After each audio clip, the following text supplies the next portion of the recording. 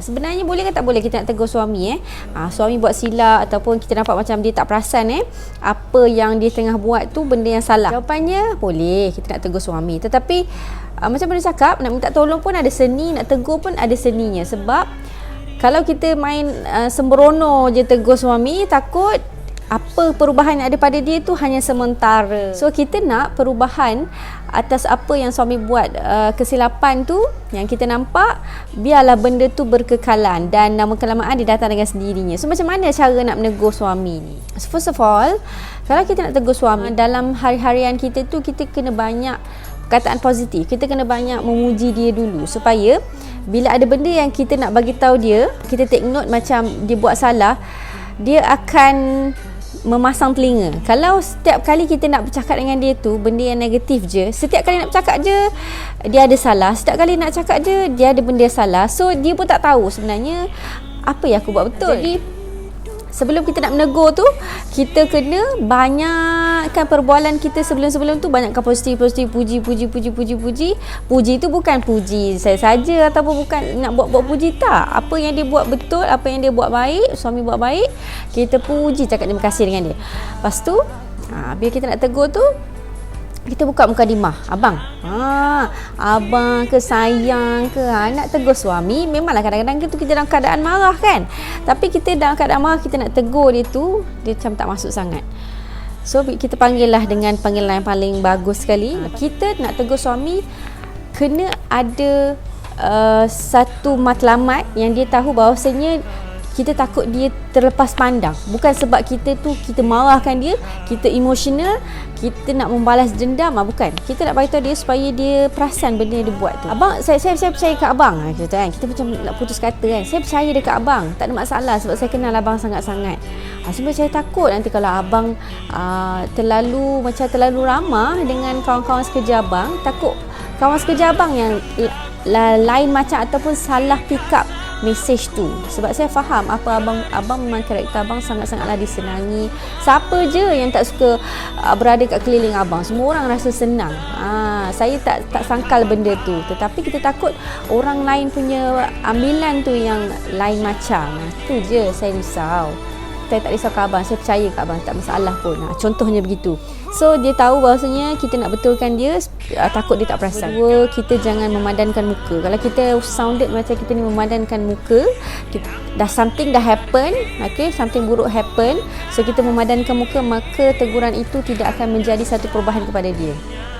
Dia akan rasa tu satu sesi yang untuk kita bagi paku buah keras kat dia. Alright? Kalau katalah saya tak ada kuasa ataupun saya rasa macam tak boleh, tak mampulah nak tegur suami, boleh tak saya nak minta orang lain tolong tegurkan suami saya? Siapa? The question is, sekarang siapa yang awak nak minta orang lain tegur suami tu? Bila orang lain yang menegur, maka suami tahu, automatik suami tahu bahawa kita dah bercerita kepada orang tu untuk bagi tahu pada suami kita. Tu lagi parah sebenarnya. So kalau boleh, selagi kita boleh berkomunikasi dengan husband, kita dengan husband je yang tahu. Bila dah melibatkan orang lain, nanti dia akan jadi lebih malu, dia akan lagi segan, dia akan jadi, dia tak buat dah benda tu, tapi bukan sebab teguran tu, tapi sebab dia malu bahawasanya cerita dia tu dah sampai dekat kawan dia ke, dekat kita punya family ke, kat abang dia ke, sebab kita dah minta tolong tadi kan. Itu yang kadang-kadang kita tak perasan, kita minta tolong orang lain tegur suami tu sebenarnya tak berapa bagus.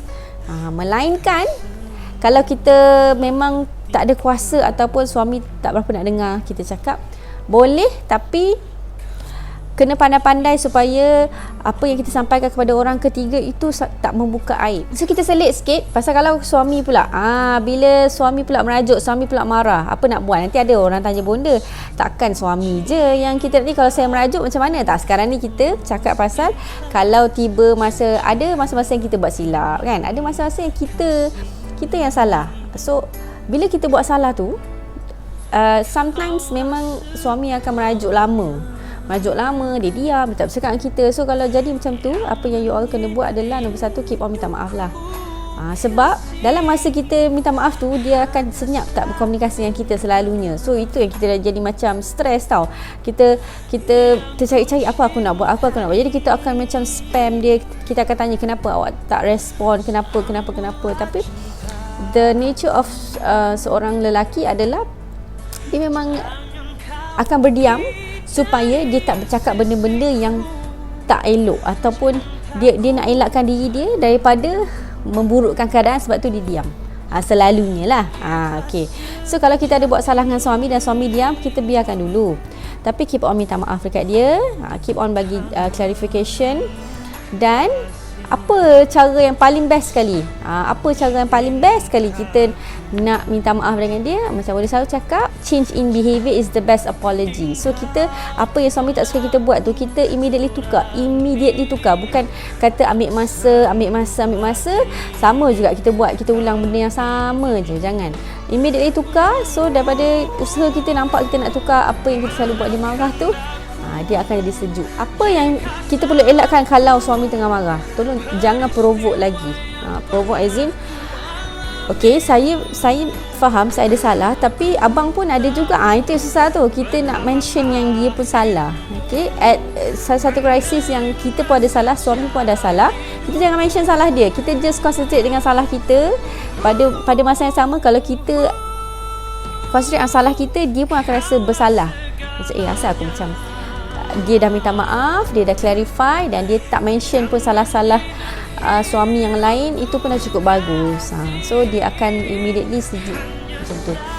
Okay, so jangan push. Sebab banyak krisis yang jadi lebih besar bila suami tu dah berdiam diri, kita lagi push, kita lagi provoke, ataupun kita lagi memburukkan keadaan. Sebab masa tu kita tak boleh nak kawal emosi sangat. So bila krisis melanda dan suami berdiam diri, sebenarnya itu adalah satu benda yang bagus. Bila suami berdiam diri sebentar, sementara krisis, itu adalah benda yang bagus, supaya dia tak terbuat benda-benda ataupun terkeluar perkataan yang tak sepatutnya atau menyakitkan hati kita. So bagi dia masa dan ruang untuk sejuk, baru dia boleh buka mulut, boleh berbincang semula. Jangan immediately nak ajak bincang. Awak jangan diam, saya nak bincang dengan awak. Kan, kita kena sama-sama selesaikan benda ni. Awak janganlah diam, nanti tak selesai bla bla bla. Tak apa, bagi masa dulu. Lepas pada tu masing-masing dah okey, baru get back to normal dan berbincang. Alright?